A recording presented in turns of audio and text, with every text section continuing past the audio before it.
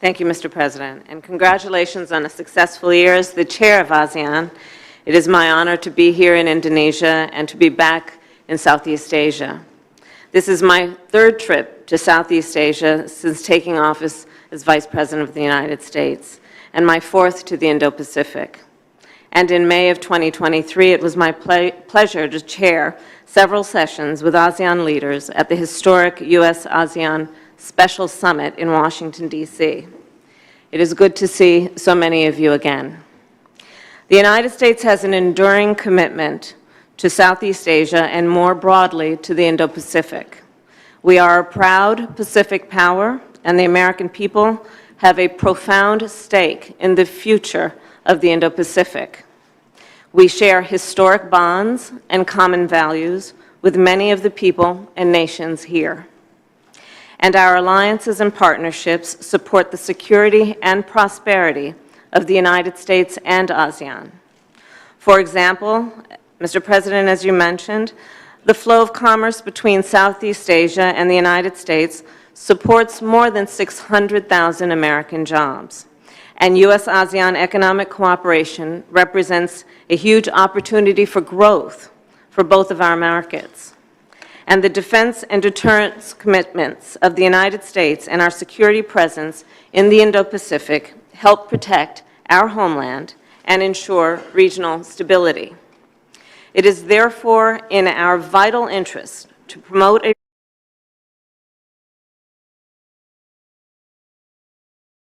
and resilient.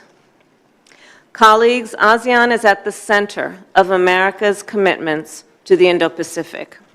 As the United States Indo-Pacific strategy makes clear, we are committed to ASEAN centrality. And I am pleased that our collective vision for the Indo-Pacific is in strong alignment.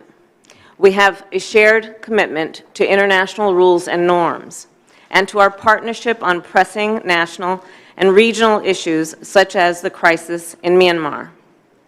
The United States will continue to press the regime to end the horrific violence, to release all those unjustly detained, and to reestablish Myanmar's path to inclusive democracy.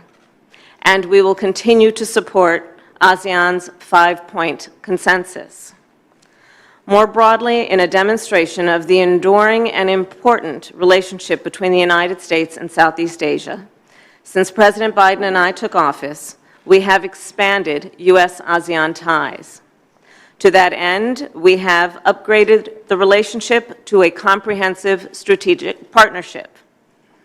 We invested in infrastructure and the digital economy.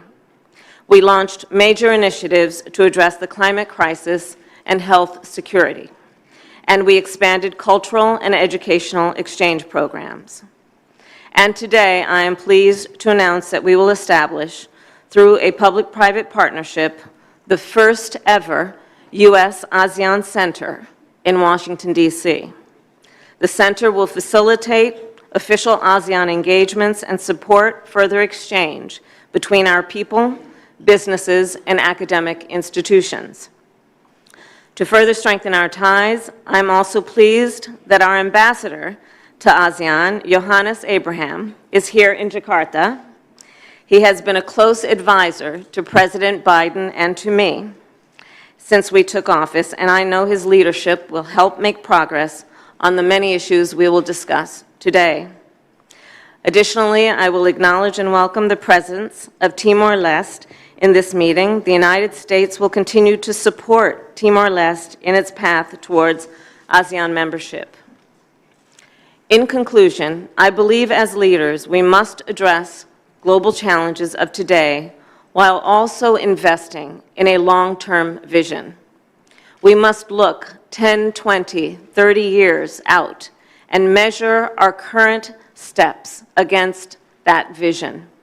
The United States and the nations of Southeast Asia share many long-term interests and priorities, as well as a long-term vision.